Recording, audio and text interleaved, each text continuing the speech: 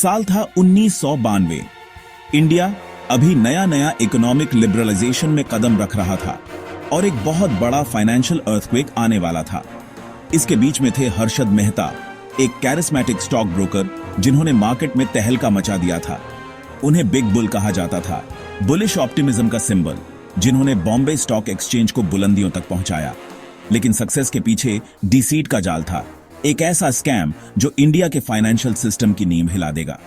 मेहता के स्कीम में banking system के लूपहोल्स का फायदा उठाना, स्टॉक प्राइसेस मैनिपुलेट करना और बहुत सारा पैसा गायब करना शामिल था। उनके एक्शन से स्टॉक मार्केट में बहुत तेजी आई। एक झूठी प्रॉस्पेरिटी दिखाई दी जो असली सड़ांत को छुपा रही थी। जब स्कैम का पर्दाफाश हुआ तो पूरे देश में हड़कंप मच गया। सिस्टम की कमजोरी और रिफॉर्म्स की जरूरत सामने आई। 1992 का स्कैम सिर्फ फाइनेंशियल फ्रॉड नहीं था, यह इंडिया के इकोनॉमिक हिस्ट्री का एक टर्निंग पॉइंट था। इससे फाइनेंशियल सेक्टर में ट्रांसपेरेंसी, अकाउंटेबिलिटी और स्ट्रॉन्ग रेगुलेटरी मैकेनिज्म्स की जरूरत सामने आई। इस स्कैम ने देश के लोगों पर गहरा असर छोड़ा, फाइनेंशियल प्रैक्टिसेस पर फिर से सोचने पर मजबूर किया और जरूरी रिफॉर्म्स का रास्ता खोला। हर्षद मेहता की कहानी एक सबक है, एक याद दिलाता है कि बेकाबू लालच कितना खतरनाक है और हमारे फाइनेंशियल इंस्टीट्यूशंस की इंटेग्रिटी बचाना कितना जरूरी है। ये एक ऐसी कहानी है जो आज भी रेलेवेंट है जब हम rapidly evolving global financial landscape की कॉम्प्लेक्सिटीज से जूझ रहे हैं। हर्षद मेहता का सफर एक साधारण शुरुआत से इंडियन स्टॉक मार्केट के बदनाम बिग बुल बनने तक एम्बिशन, रिस्क टेकिंग और वेल्थ के पीछे भागने की कहानी है।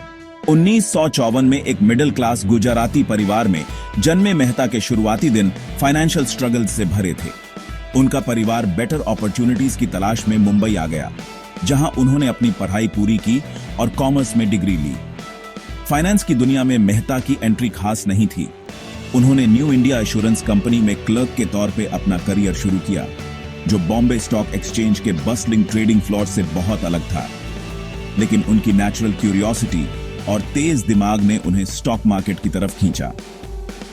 मार्केट के डायनामिक्स से फैसिनेटेड होकर मेहता घंटों कंपनी रिपोर्ट्स पढ़ते, मार्केट ट्रेंड्स एनालाइज करते और ट्रेड के ट्रिक्स सीखते।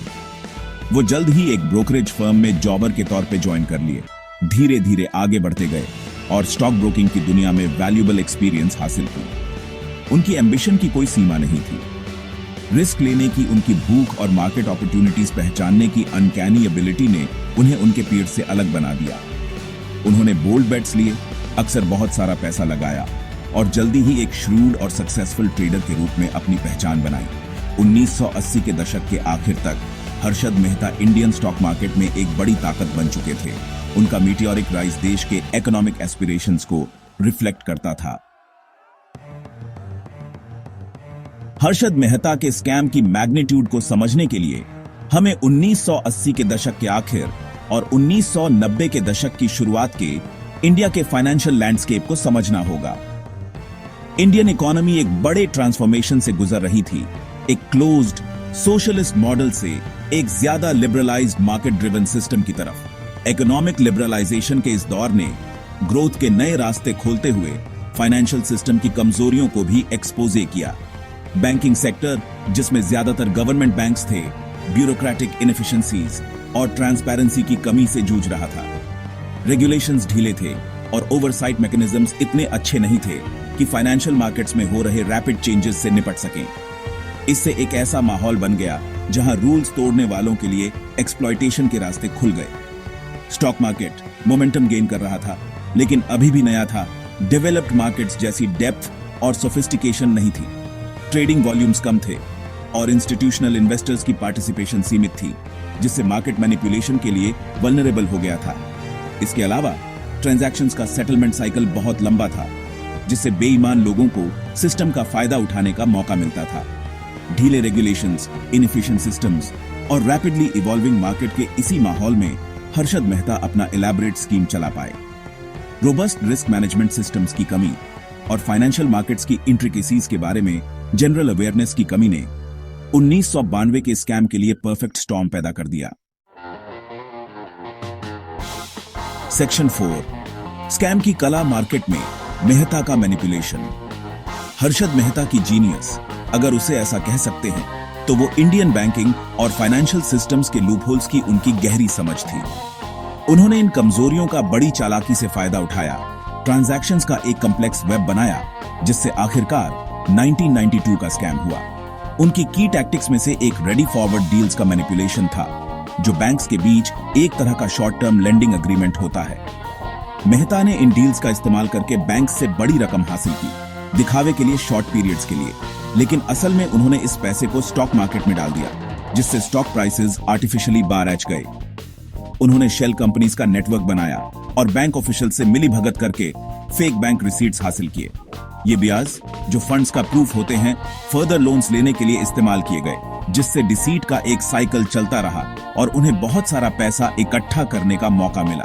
मेहता ने स्पेसिफिक स्टॉक्स को टारगेट किया, अक्सर ऐसी कंपनीज के जिनके फंडामेंटल्स वीक थे, और अपने गैरकानूनी तरीके से कमाए गए पैसे से उनके प्राइसेस बढ़ा दिए।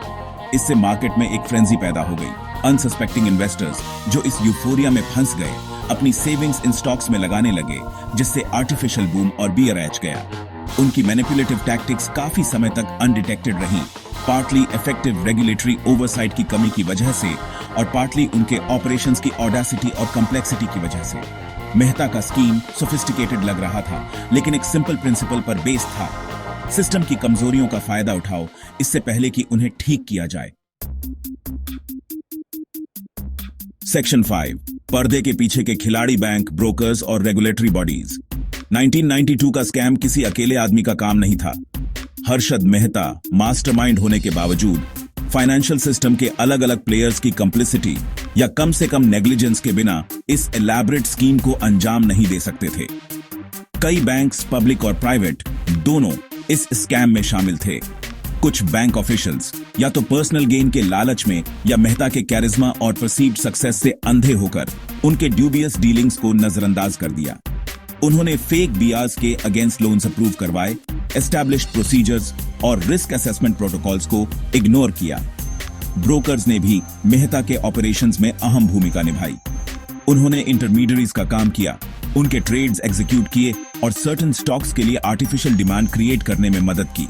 उनकी कंप्लिसिटी, ग्रीड और हेफ्टी कमीशंस के लालच से प्रेरित होकर स्कैम के तेजी से बढ़ने में योगदान दिया। रेगुलेटरी बॉडीज, जिन्हें फाइनेंशियल सिस्टम की इंटेग्रिटी की रक्षा की जिम्मेदारी दी गई थी, कमजोर साबित हुए। रिजर्व बैंक ऑफ इंडिया, देश का सेंट्रल बैंक, बैंकिंग सिस्टम में इरेगुलरिटीज डिटेक्ट करने में नाकाम रहा, जिससे मेहता काफी समय तक अनचेक्ड ऑपरेट कर पाए। Securities and exchange board of India, capital markets regulator, अभी नया था और उसके पास स्टॉक मार्केट को इफेक्टिवली मॉनिटर और कंट्रोल करने की पावर नहीं थी। उसकी लिमिटेड पावर्स और रिसोर्सेज ने मार्केट मैनिपुलेशन को डिटेक्ट और प्रिवेंट करने की उसकी एबिलिटी को कमजोर कर दिया। 1992 के स्कैम ने इंडियन फाइनेंशियल सिस्टम की सिस्टेमिक वीकनेसेस को एक्सपोजे किया। ग्रेटर ट्रांसपेरेंसी, अकाउंटेबिलिटी और स्ट्रॉन्गर रेगुलेटरी मैकेनिज्म्स की जरूरत को हाईलाइट किया। इसने एक विजिलेंट और प्रोएक्टिव रेगुलेटरी फ्रेमवर्क के इंपॉर्टेंस को रेखांकित किया, ताकि भविष्य में ऐसे बड़े पैमाने पर फ्रॉड्स को रोका जा सके। सेक्शन 6, एक विसल ब्लोअर की हिम्मत। सुचेता दलाल ने सच्चाई का पर्दाफाश किया। जैसे ही हर्षद मेहता अपने गैरकानूनी तरीके से कमाए गए पैसों का मजा ले रहे थे, द टाइम्स ऑफ इंडिया के न्यूज रूम में एक तूफान उठ रहा था। फाइनेंशियल जर्नलिस्ट सुचेता दलाल, जो अपनी इन्वेस्टिगेटिव प्रोवेस के लिए जानी जाती थी, स्टॉक मार्केट में अनयूजुअल एक्टिविटी को बढ़ते सस्पिशन के साथ फॉलो कर रही थी। दलाल ने कुछ स्टॉक्स के मीटियोरिक राइज को नोटिस किया था, जो मार्केट लॉजिक और फंडामेंटल वैल्यूएशंस के खिलाफ था। उनके जर्नलिस्टिक इंस्टिंक्ट्स ने उन्हें बताया कि कुछ गड़बड़ है। उन्होंने सच्चाई का पता लगाने के लिए एक रिलेंटलेस परस्यूट शुरू की, फाइनेंशियल स्टेटमेंट्स को खंगाला, मार्केट डेटा की जांच की और मनी ट्रेल को फॉलो किया। उनकी इन्वेस्टिगेशन उन्हें स्कैम के केंद्र तक ले गई, जहां उन्होंने ट्रांजैक्शंस के इंट्रिकेट वेब, फेक बियाज और बैंक्स, ब्रोकर्स और हर्षद मेहता के बीच कलूजन का पर्दाफाश किया।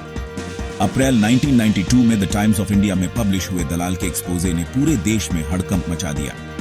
उनके आर्टिकल्स, जो मेटिकुलसली रिसर्च्ड और बोल्डली रिटन थे, ने स्कैम की पूरी कॉम्प्लेक्सिटी को एक्सपोज किया, नाम बताए और फ्रॉड की एक्सटेंट को रिवील किया। बहुत ज्यादा प्रेशर और थ्रेट्स के बावजूद दलाल की करेजस रिपोर्टिंग ने उस हाउस ऑफ कार्ड्स को गिरा दिया, जिसे मेहता ने इतनी केयरफुली कंस्ट्रक्ट किया था। उनके काम ने एक चेन रिएक्शन ट्रिगर किया। गवर्नमेंट को नोटिस लेने के लिए मजबूर होना पड़ा, इन्वेस्टिगेशंस लॉन्च की और लीगल प्रोसीडिंग्स शुरू की। ये स्कैम एक नेशनल सेंसेशन बन गया, हेडलाइंस में छा गया और पब्लिक आउटरीच स्पार्क किया। 1992 के स्कैम को एक्सपोज करने में सुचेता दलाल का रोल इन्वेस्टिगेटिव जर्नलिज्म की पावर का प्रमाण है। सच्चाई के प्रति उनकी अनवेवरिंग कमिटमेंट और उनकी फियरलेस रिपोर्टिंग ने इंडियन हिस्ट्री के सबसे बड़े फाइनेंशियल स्कैम्स में से एक को सामने लाया, फाइनेंशियल सेक्टर में जरूरी रिफॉर्म्स का रास्ता खोला।